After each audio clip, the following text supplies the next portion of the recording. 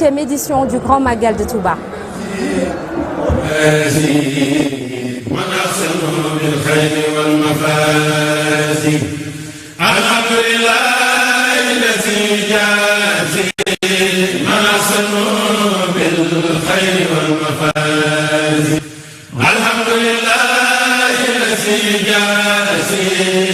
À la une ce soir, à moins de 24 heures du Grand Magal, les pèlerins sont déjà très nombreux à Touba.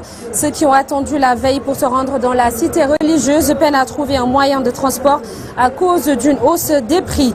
Ce 14 septembre, le Sénégal se souvient du rappel à Dieu de Mame Abdoul Aziz Sy Dabakh, le 3e khalife général des Tidianes, un homme de Dieu aux qualités exceptionnelles et à la dimension internationale, manque beaucoup au Sénégal, surtout en ces périodes troubles.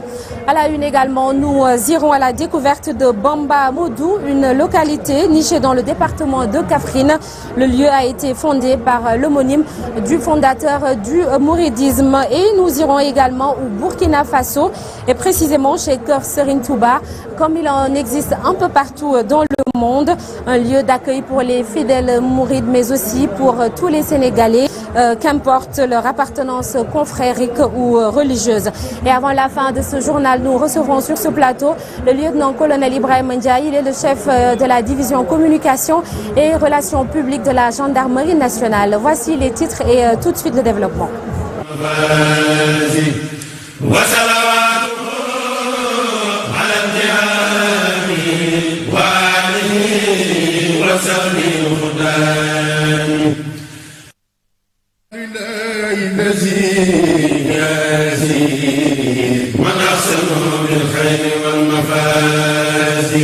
Bonsoir à tous et bienvenue à Touba. Tout d'abord, ce bilan établi par la Brigade nationale des sapeurs-pompiers à 18 h aujourd'hui. 204 sorties ont été effectuées, 524 personnes ont pu être secourues et malheureusement 20 ont perdu la vie dans des accidents. Nous y reviendrons plus amplement lors de nos prochaines éditions.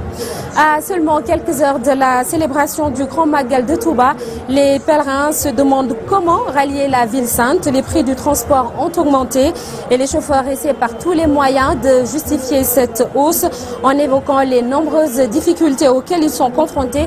C'est un reportage signé Abdoulaye Diop et Amadouba à Dakar. Presque tous les chemins mènent à Touba. Dakar se vide.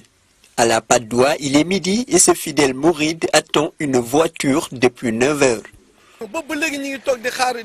Nous attendons depuis ce matin, mais on nous dit que le prix, c'est entre 15 000 francs CFA et 20 000 francs CFA. On ne peut pas prendre les transports en commun car ils perdent beaucoup de temps sur la route.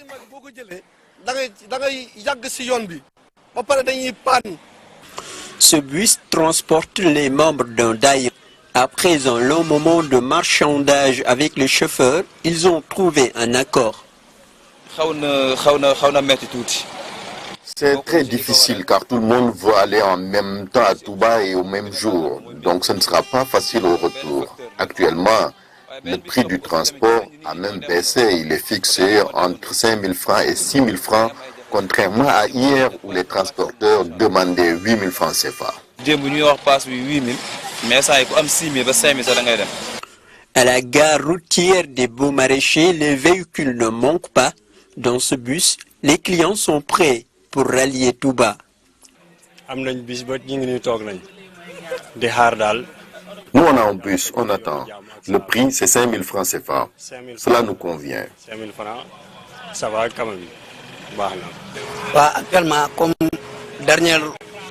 On est à la dernière ligne droite, les voitures ne manquent pas.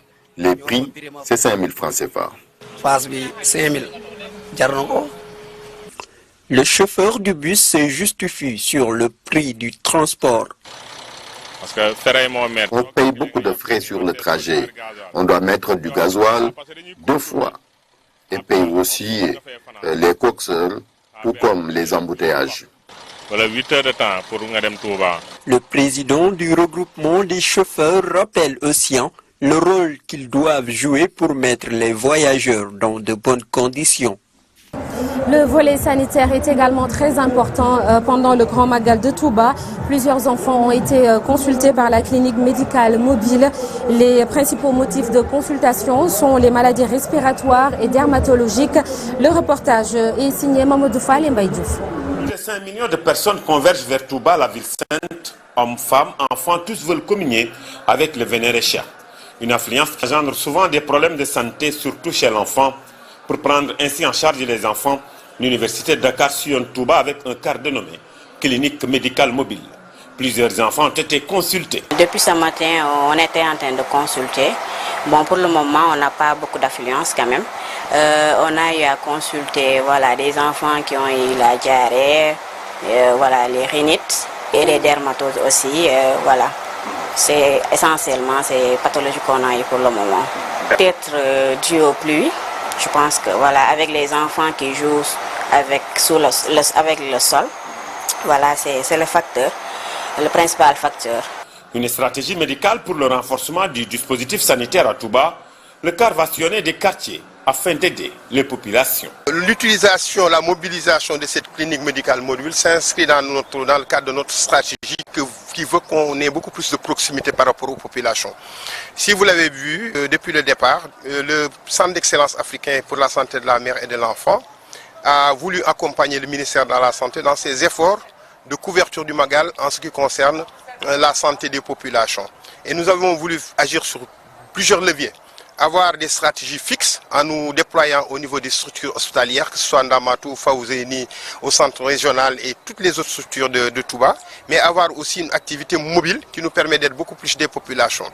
L'intérêt de cette clinique médicale mobile, donc qui est une acquisition de centre d'excellence africain, c'est que ça nous permet non seulement de pouvoir faire des consultations donc dans le bus médicalisé que vous avez vu et qui comporte deux compartiments, un compartiment pour des consultations pédiatriques et un compartiment pour les consultations de femmes. La santé des populations est une préoccupation majeure des universitaires. Ils mettent en contribution certains spécialistes pour relever le défi sanitaire à Touba. Au Burkina Faso, l'œuvre de Cheikh Ahmadou Bamba Khadimou Rassoul est perpétuée tous les jours, comme on en trouve dans plusieurs pays. À Ouagadougou, il existe un Kër Serigne Touba, un endroit qui permet aux fidèles de se retrouver. Tous les Sénégalais dans le pays des hommes intègres sont bien traités et sans distinction de religion ou de confrérie. Kër Serigne Touba est également un espace culturel pour toute personne désirant mieux connaître l'histoire du mouridisme. C'est un reportage signé Ibou Diouf et Ndiaga Diarafal.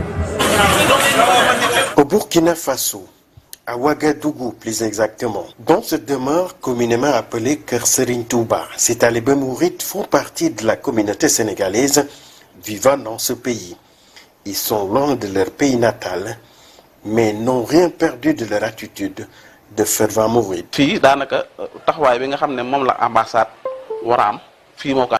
On peut dire que Kër Serigne Touba de Burkina Faso a la mission d'une ambassade, reçoit tout Sénégalais qui vient d'arriver à Ouagadougou ou qui rencontre des difficultés, sans distinction de religion ou de tariqa. Cette maison appartient à tout le monde. Au pays des hommes intègres, ces talibés de Cheikh Ahmadou Bamba respectent à la lettre les recommandations du Saint-Homme. Les jeunes talibés mourides essaient de perpétuer la tradition. Ils sont unis. Parlant des Hassidas aussi, ils sont engagés à travers le Kourel qui est présent à chaque événement.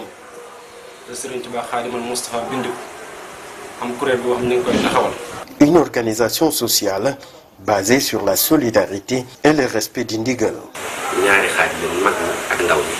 Ici, à Kër Serigne Touba, nous avons des jeunes et les plus âgés, mais tout est bien organisé. Il s'agit d'une organisation qui responsabilise tous les membres, surtout les plus jeunes. Pour respecter à la lettre les recommandations de Cheikh Ahmadou Bamba, les fidèles mourides se retrouvent très souvent ici à Kër Serigne Touba de Ouagadougou. pour marquer aussi les événements importants.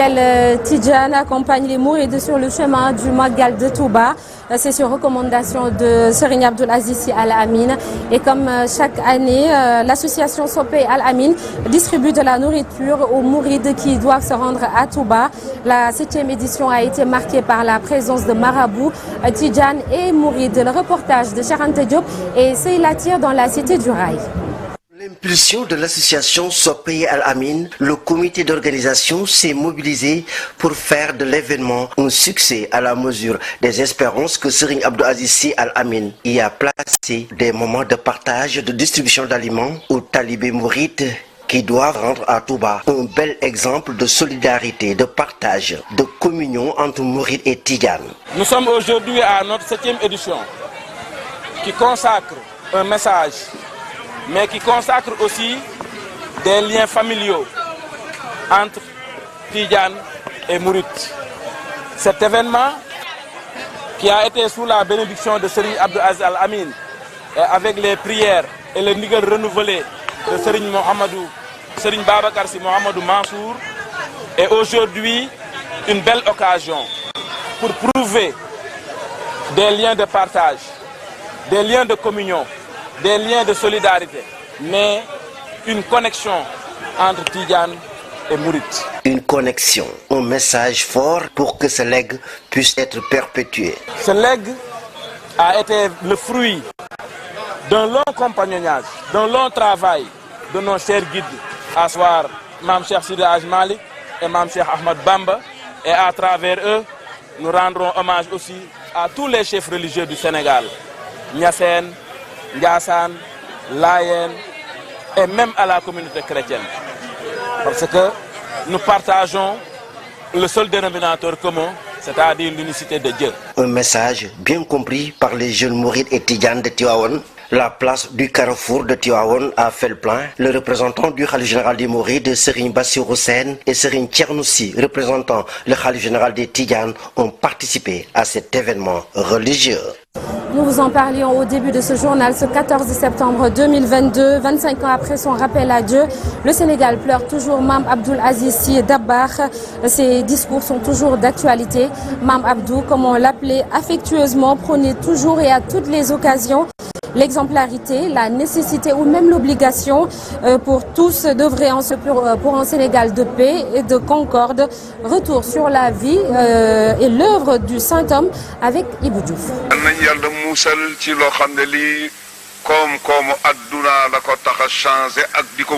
Et c'est comme s'il était encore là. Sa parole, je veux dire son enseignement d'honneur. Mame Abdoul Aziz Sy était un guide pour tout le monde. Il est venu, il a vécu et il a convaincu. Ces trois phrases peuvent nous aider à parler de l'homme, de son immense existence. C'est ça, Mame Dabakh. La nouvelle de sa disparition avait mis tout le monde en émoi. Le Sénégal pleure toujours cette voix qui ne manquait jamais de dire la vérité aux hommes politiques, aux disciples et à la population en général, alors que le pays s'enlise progressivement dans des différentes de toutes sortes. Dabakh, comme l'appelait affectueusement les Sénégalais, usait de son influence pour jouer le rôle de catalyseur. L'anniversaire de la disparition de cet érudit sonnait comme une piqûre de rappel. Né en 1904, El Hadj Abdoul Aziz Sy était le quatrième fils de Seydi El Hadj Malick Sy et de Sokhna Safiatou Niane. Dès sa tendre enfance, Dabakh fut confié à Serigne Hadi Touré, auprès de qui il a appris et maîtrisé le Coran, entre Fass Touré et Diack Sao. Celui qui osait affirmer à la radio qu'il n'avait pas d'ennemis au Sénégal était un éminent érudit doublé d'un fin lettré. Apôtre de la paix, il a su prôner l'unité entre les différentes familles religieuses du Sénégal. Au-delà de la communauté musulmane, Dabakh incarnait à merveille le dialogue islamo-chrétien, en atteste son amitié avec le défunt cardinal Hyacinthe Thiandoum. Mais c'est dans ses rapports avec les hommes au pouvoir que le petit-fils de El Hadj Malick Sy n'a pas eu d'égal. Mame Abdou était le khalife général des Tidjanes, titre qu'il a acquis le vendredi 29 mars 1957, suite aux disparitions successives de ses deux frères, Serigne Babacar Sy, le lundi 25 mars, et d'El Hadj Moussi, 3 jours plus tard. Chantre du Tapelen Kholi, Mame Abdoul Aziz Sy, qui repose depuis le 14 septembre 1997 à Tivaouane, serait dans ces périodes très agitées, emparé de son bâton de pèlerin pour rappeler les uns et les autres au retour à Dieu et au respect du prochain. C'est cet homme hors pair à tout point de vue que le Sénégal et la Oumma islamique continuent de pleurer, des larmes qui ne cesseront jamais, surtout dans un pays qui a encore besoin de référence de sa trempe. yéen ñi nga xam ne ay kilifa ngeen te ngeen am ñu bootu ci seen gannaaw. yéen ñi nga xam ne ay kilifa ngeen te booti mbooloo ci seen gannaaw. ak ñi nga xam ne ñoo amee nguur gi. ak ñi nga xam ne ñoo yore nguur gi. ñun ñëpp ñu taxaw ngir jëmmi yàlla jéem a sabe Sénégal sabe suñuy bien sabe ñi nga xam ne danañu ñëw suñu gannaaw yal nañu ci yàlla defal. Mame Abdoul Aziz Sy Dabakh a toujours rappelé à l'ordre les hommes politiques et le texte s'y prête. On parle de l'installation dans la douleur de la 14e législature lundi dernier avec l'Assemblée nationale transformée en un ring de boxe. L'homme de Dieu, dans son discours prononcé sous le règne du président Abdou Diouf et à l'endroit des députés, les mettait devant leurs responsabilités plus que d'actualité. Donc sa déclaration devra servir toujours de viatique. Abdou Aziz Diop, le petit-fils de Mame Abdoul Aziz Sy Dabakh, est interrogé par Chérif Dia. Quand on revisite le riche legs et patrimoine de Mame El Hadj Abdoul Aziz Sy Dabakh, à travers sa vie et son œuvre, à travers ses écrits, ses paroles, nous pouvons en extraire un discours mémorable et intemporel. Ce fameux discours adressé à l'endroit du président Abdoul Aziz Ndaw, président de l'Assemblée nationale à l'époque, du temps du président Abdou Diouf. Il appela les députés au sens de la responsabilité et de l'éthique. Éthique individuelle de conviction et collective de responsabilité par rapport à leur responsabilité, à la charge qui pèse sur eux, responsabilité envers Dieu, en tant que vicaire de Dieu sur terre avant d'être des représentants du peuple, responsabilité envers le peuple qui les a élus, responsabilité envers eux-mêmes, mais aussi éthique de conviction et de responsabilité à l'endroit de tous les dirigeants, de tous les responsables, où qu'ils se situent. Donc si ce discours est contextualisé aujourd'hui en 2022, Mame Abdoul Aziz s'adresse au président Amadou Mame Diop et aux députés qui viennent d'être élus et qui, dès leur entrée en fonction, doivent faire preuve d'exemplarité, doivent faire preuve de tolérance, de respect mutuel pour que le vivre ensemble, pour que la stabilité, la cohésion sociale qui est notre patrimoine immatériel et que Mame Abdou défendait, que Mame Abdou prêchait, que Mame Abdou, à travers ses actions quotidiennes prêchait, je pense que puisse être instauré. Donc qu'on puisse mettre l'intérêt général. Une fois élus, ils sont des députés de la nation et du peuple, pas des députés de parti ou de président. Les scènes auxquelles on a assisté lundi dernier à l'Assemblée nationale ont suscité la colère et la honte chez beaucoup de Sénégalais interrogés. Ils estiment qu'il n'y a pas de rupture pour cette 14e législature et celle-ci sera pire que les précédentes. Suivons ce micro-trottoir réalisé par Pape Faraning et Pape Sangoné Mbaye. Avec le comportement des nouveaux élus, mais ça a été une déception totale des Sénégalais qui les ont élus, qui ont voté pour eux pour les amener à l'Assemblée nationale. Mais leur comportement, regardez comment ils se sont comportés hier. Il y en a d'autres qui se sont mis sur les tables, d'autres qui ont cassé des chaises, il y a eu un blocage au niveau du vote. Mais cela est dû à quoi?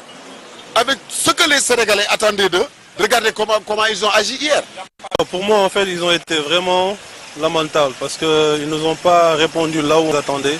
On attendait une opposition vraiment forte, qui a une position assise et bien définie, pas de rupture du tout. Au contraire, ça prévoit en fait qu'il y aura pas mal de divisions entre eux et que ça va être de plus en plus pire même.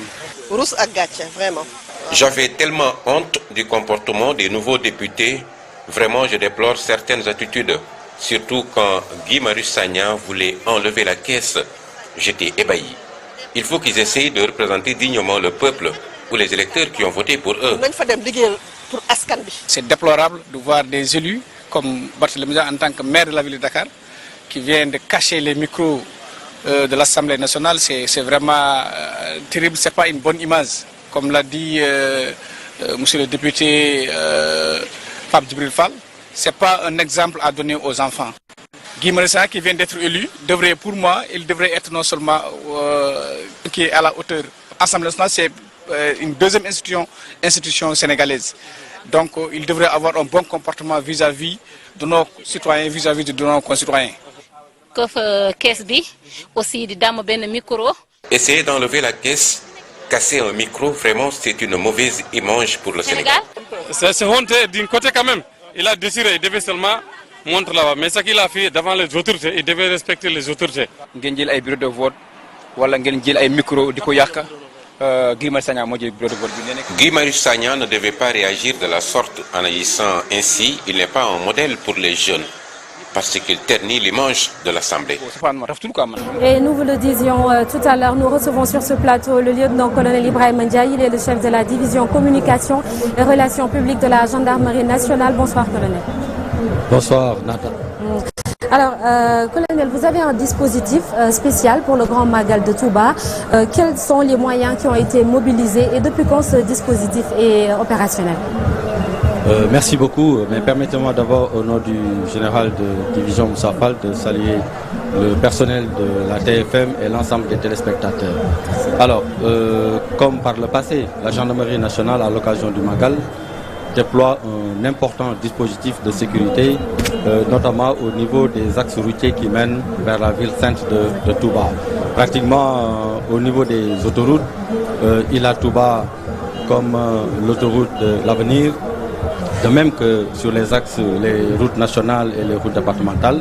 La gendarmerie nationale y déploie un très grand dispositif de jalonnement d'abord et de sécurisation au niveau donc, des sites fréquentés par les pèlerins. Alors, ce dispositif, cette année, est composé de 2500 personnels qui sont déployés quand même pour assurer la viabilité des axes et permettre aux pèlerins d'accéder plus facilement, plus aisément au niveau de Touba. Alors, au-delà de ce dispositif, quand même, qui a été d'ailleurs visité hier par le général de division Moussa Fall et toute sa délégation, cette visite qui lui a permis quand même d'apporter des ajustements, d'apporter des corrections pour permettre en fait un magal en toute sécurité des différents pèlerins. Et quelles sont ces corrections? Alors, ces corrections, c'est par rapport au dispositif d'ailleurs qui est mis en place, le placement des personnels, le comportement que le gendarme doit avoir vis-à-vis du pèlerin. Donc tout un ensemble de corrections qu'il a apporté quand même pour permettre à ces gendarmes d'abord de mieux s'acquitter du devoir, de la mission qui leur est assignée, mais aussi pour une meilleure sécurisation en fait des pèlerins.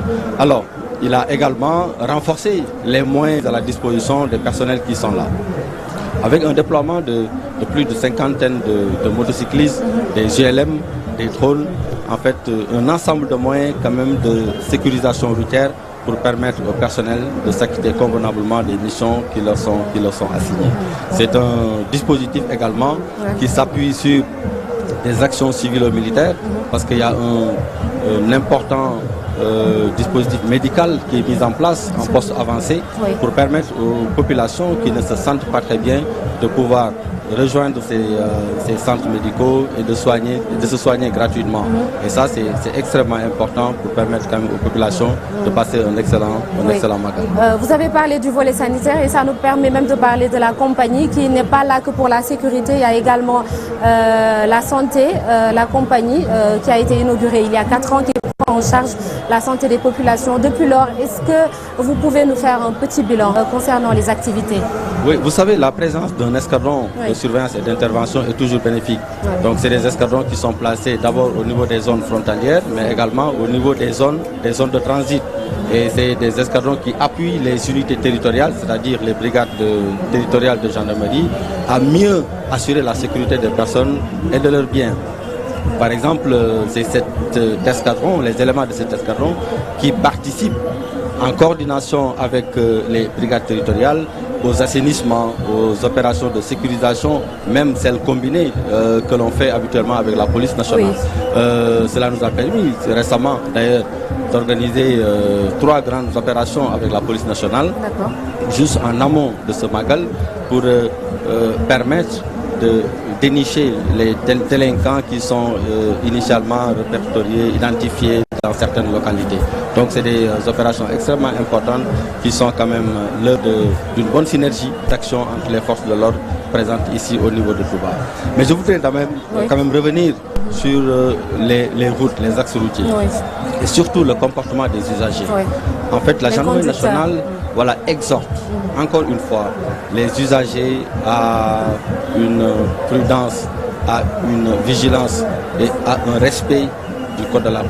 Nous avons aujourd'hui, à ce moment, un bilan extrêmement regrettable, un bilan d'étape qui se chiffre déjà à une dizaine de morts.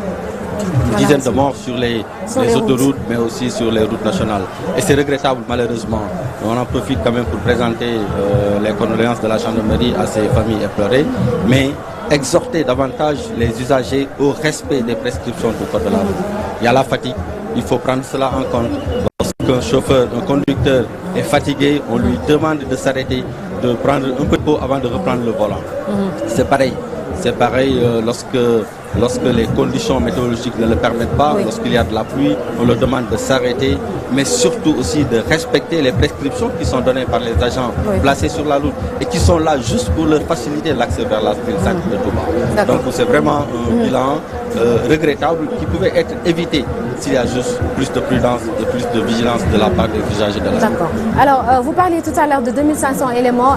Ce sont ces éléments qui viennent en renfort à ceux qui étaient déjà ici à Touba, ou bien, et puis l'autre question, le dispositif sera opérationnel jusqu'au lendemain ou jusqu'à 2 jours après le Grand Magal ou jusqu'à quand? En fait, c'est un dispositif d'abord qui prend en compte les éléments qui sont là au niveau de Touba, les unités territoriales, mais qui ne sont pas très nombreux. Cette année, le haut commandant a déployé 16 escadrons. 16 escadrons, chaque escadron compte à peu près plus de 120 personnels qui viennent en renfort aux unités déjà existantes ici au niveau de Touba. Et au-delà, il y a aussi les spécialistes. Et ça, c'est le personnel en tenue, mais également le personnel en civil qui sont infiltrés dans le dispositif pour faire face quand même à certaines formes de délinquance. Alors, le dispositif a été mis en place depuis le dimanche. Le dimanche passé, le dispositif a été mis en place et va rester jusqu'au 3 jours presque 3 jours après le Magal. C'est un dispositif qui est prévu en tout cas jusqu'au dimanche prochain.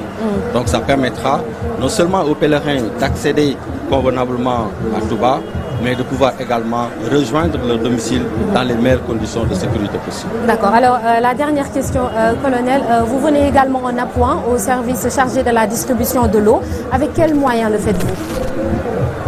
Alors, la gendarmerie nationale quand même a un important dispositif logistique qui accompagne le personnel qui est déployé sur le terrain. Donc c'est uniquement pour le personnel qui est déployé sur le terrain? C'est pour le personnel qui est déployé sur le terrain, mais aussi pour les actions civilo-militaires.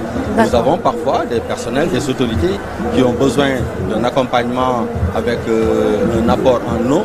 Donc les citernes sont là pour ça.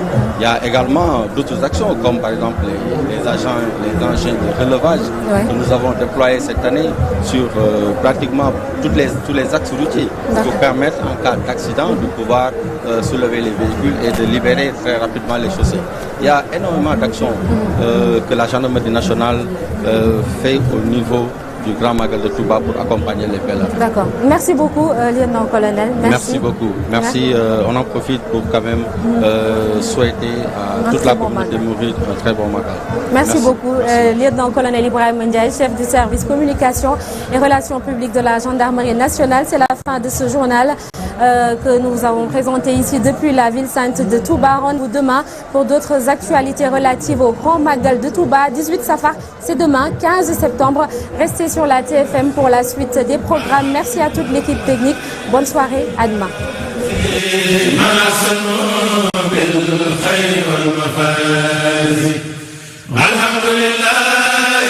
Touba ca kanam. Wajalilahi maskani Touba ba misras mi abijay khayr